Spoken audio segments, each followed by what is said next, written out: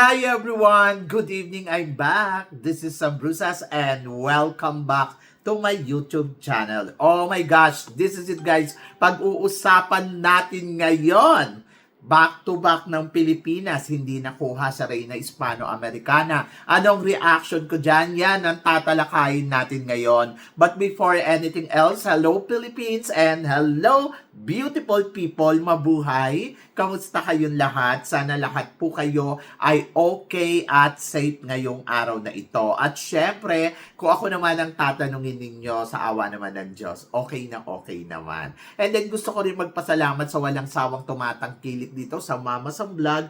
Araw-araw, lagi-lagi, maraming salamat po sa pagmamahal at suporta. At saka syempre sa mga bago nating subscribers, hello po sa inyo lahat. So eto na, pag-usapan na natin, alam ko kanina nyo pa hinihintay ang reaction ko. So reaction ko dito sa Reyna Hispano-Americana 2026. Kung ikukumpara ko yung show nila this year at saka noon last year, parang feeling ko mas bongga yung last year, no? So parang feeling ko downgrade sila ngayon. Hindi ko alam kung bakit. Basta parang hindi ako na-amaze masyado doon sa production nila. Parang mas natuwa ako nung nakaraan dahil siguro si Philippines umaabot hanggang sa dulo. Charot. So, yon. And then, eto na nga. So, pagdating naman sa hosting, syempre ni Jasmine Omay, Diyos ko nakaka-proud.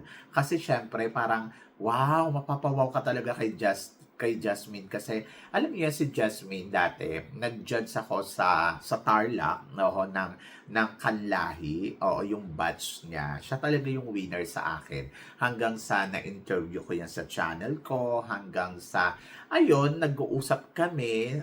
Nakakatawa, ang layo-layo na ng narating ni Jasmine Omay. Napaproud talaga ako sa kanya at malapit yan sa puso ko. So, kanina yung pinapanood ko siya, my gosh, talagang natutuwa talaga ako. Nagkita kami yan dito sa Bangkok eh. So, yon. So, sobrang happy ako for Jasmine Omay. Grabe. Sobrang anlayo na talaga ng narating niya. At in fairness, ang galing-galing niyang mag-host. So, hindi nagkamali ang Reyna Hispano-Americana na kunin ang Jasmine Omay bilang co-host nila. Talagang masasabi ko naman, wow, ang galing. Di ba? So, yon. So, sana mas marami pang trabaho ang makuhang hosting job ni Jasmine Omay kasi talagang winner.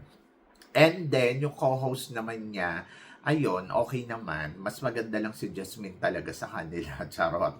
At ayun, so pagdating naman sa mga hurado, okay naman yung mga huradong naupo. At syempre, sa mga girls na nag-compete, talagang lahat sila nakikita naman natin from swimsuit hanggang evening gown, pasabog. So, yon. Sa pasarela ni Miss Pilipinas, ay nako, masasabi ko, ang ganda, binakla talaga ni yung kanyang pasarela, di ba? Binakla ni, tawag nito, binakla ng pambato natin yung kanyang pasarela ng bonggang-bongga. Sobrang natutuwa ako sa atake niya. Pero hindi ganun yung inaasahan ko ha. So sana yung medyo, yung alam mo yung reyna talaga yung dating. But ito kasi para siyang lumalaban sa Miss Grand. Ayun lang yun napuna ko. But ang sexy talaga niya dito at natuwa naman ako kay Bia Maclelan dahil talagang laban na laban. Pagdating sa evening gown, to be honest, hindi ganun yung ine-expect ko na susuotin niya. Pero maganda. Siyempre, Rian Fernandez to, di ba?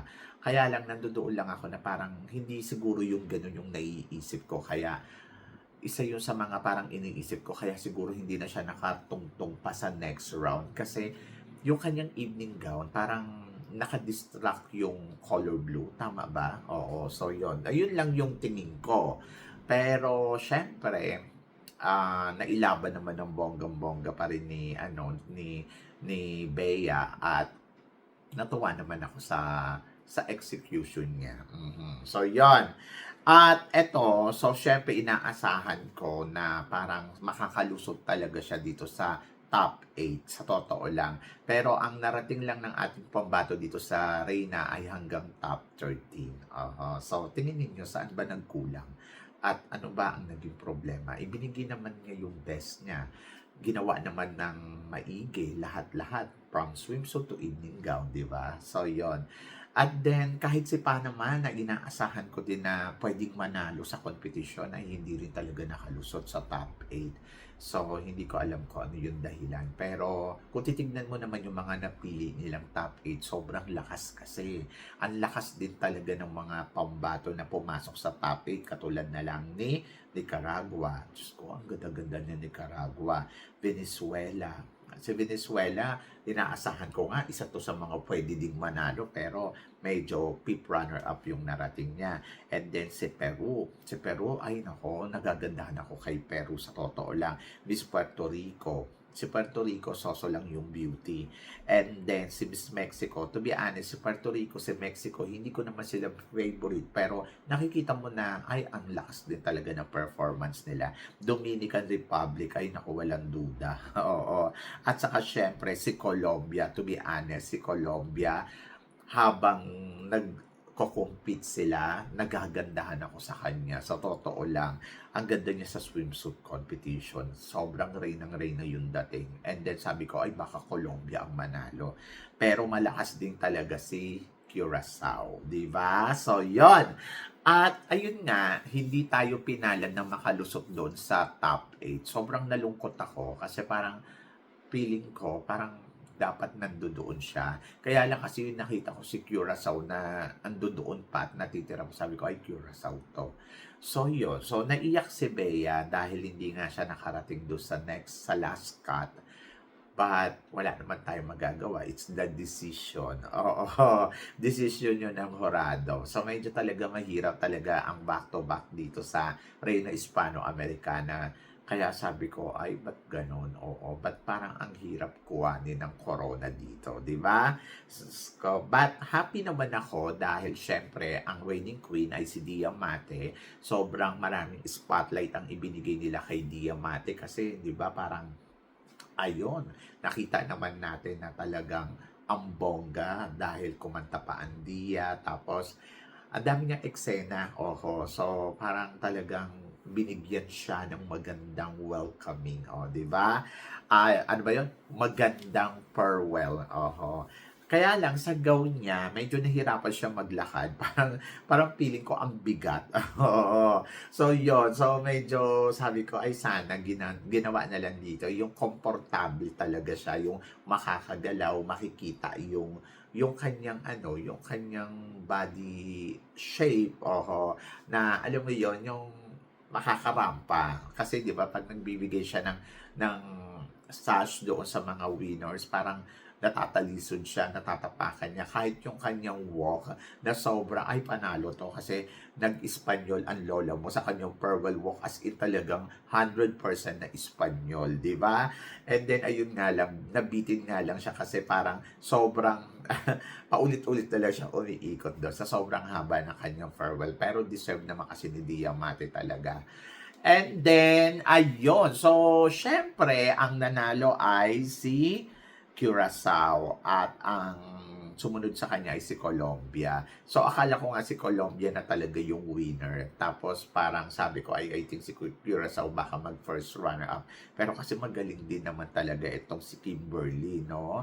So, talagang masasabi mo din na parang, ay, okay. So, yung mga ganitong mukhaan talaga, ang gusto nila pang Reina Hispano. So, yon. Hindi pala talaga sila nagbe-base doon na dapat magandang-maganda ang mukha mo, dapat parang hindi. Meron talaga silang prototype beauty na pag sa Pilipinas, parang ang nakikita ko din kay Diamante kanina, parang ay hawigan din pala siya ni Winwin Marquez, no? So parang ganun yung mo sa mukha niya na parang okay, na pagka-Rihanna na parang Rihanna na parang Pilipina version, ganon.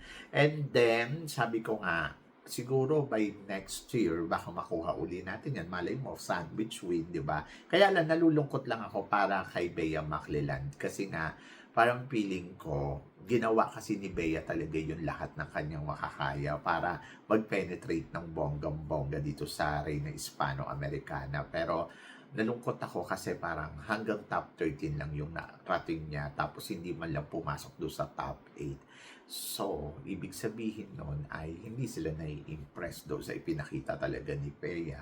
But for me, job well done, Bea. So, thank you so much sa pag-representa mo ng bansa natin dito sa Reyna Hispano-Americana. Sabi ko nga, ay naiyak siya. Sabi ko, hindi na kailangan kasi parang ginawa niya yung best niya para sa atin, di ba?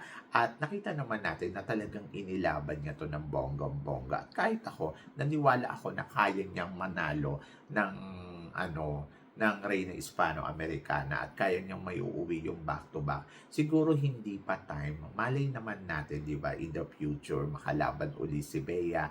At ayun nga. So, hindi man siya dito manalo. Malay mo sa mga susunod pa niyang lalabanan na pageant. So, just keep fighting lang, Bea. And then, ayun, sa bagong mga Reyna, syempre, congratulations sa bagong set ng winner. Sabi ko nga, ay, ang hirap pala talaga dito na manalo ng Pilipinas, no? So, hindi din pala talaga tayo basta-basta na nakakarating sa top 5 or sa last cut ng Reyna Hispano. So, sabi ko nga, dapat ma-appreciate talaga natin kapag once na nakalusot na sila dun sa top 8 or sa top 7 kasi hindi pala ganun talaga kadali. In fairness naman sa Reyna, kapag nagpipilian talaga sila ng alam mo yung may tense talaga na gusto ko yung format nila, yung alam mo yun na parang sige palalakarin nila lahat ng kandidata tapos biglang tatawagin yung 12 or yung 13 tapos biglang tatawagin na lang doon sa 13 yung yung 8 na napili nila. Yung alam mo yun, may pa-surprise talaga na parang kakabahan ka talaga. At habang tinatawag talaga yung bawat finalist nila, Diyos ko, pinapanalangin ko na sana makalusot si Bea. Kasi nga, sobrang hirap, di ba? So, but job well done, Bea. Naniniwala ako na ginawa mo ang best mo. At sa mga tumulong kay maraming salamat, lalo na sa designer, syempre, sa nag-training ng pasarela niya, na napakaganda naman tignan. And then, ayun, so, congratulations pa din kasi job well done. Top 13 is a top 13. At least nakapasok tayo sa semifinals kesa sa wala. Di ba? Kesa sa ligwa talaga. So, hindi man natin nakuha yung corona, at least Pilipina pa din ang nagbigay ng corona sa bagong Reyna ng Reyna Hispano-Americana. Isa lang tong patunay na hindi lahat ng oras ay laging Pasko para sa Pilipinas. At hindi lahat ng lagi na lang Philippines. So, syempre, may mga ibang candidates din na nagkukumpit at pangarap nila to. Medyo naliitan lang ako doon sa papremyo nila na $3,000. Parang, ganun lang ba talaga yun? Yung premyo nila, hindi man lang ginawang $10,000, di ba? Diyos ko, nakakaloka. Anyway, so, job well done, Reyna Hispano-Americana, and congratulations sa organization at saka dyan sa bagong winners nila, di ba? So, looking forward na uli ako sa susunod na taon kung sino nga ba ang ipapadala uli natin dito sa Reyna Hispano-Americana 2027. O, di ba? Abangan natin yan kung sino na naman ang next na Reyna Hispana. And then, ayun. So, kayo guys, ang masasabi ninyo? Syempre, dito sa mga pinag-uusapan natin ngayon, kayo ba na-expect nyo rin ba na makakarating si Bea Maclilan sa top 8? So, please comment below para at least malaman ko naman kung ano naman ang chika mo at kung bakit nga ba hindi siya nakarating doon sa top 13. Ikaw, anong palagay mo? Ba't hindi siya nakarating doon sa top 8? So, comment mo lang yan. So, syempre, maraming salamat sa inyong lahat sa support at pagmamahal na binibigay ninyo syempre dito sa channel ko. At sa mga hindi pa nakaka-subscribe, please don't forget to click like and subscribe my channel. At i-click nyo na rin po ang notification bell to more updated syempre sa aking mga chika. Sabi nga ganon, always keep smiling and laban lang. So guys, hanggang dito na lang. Hanggang sa muli nating chikahan. See you tomorrow. Thank you guys.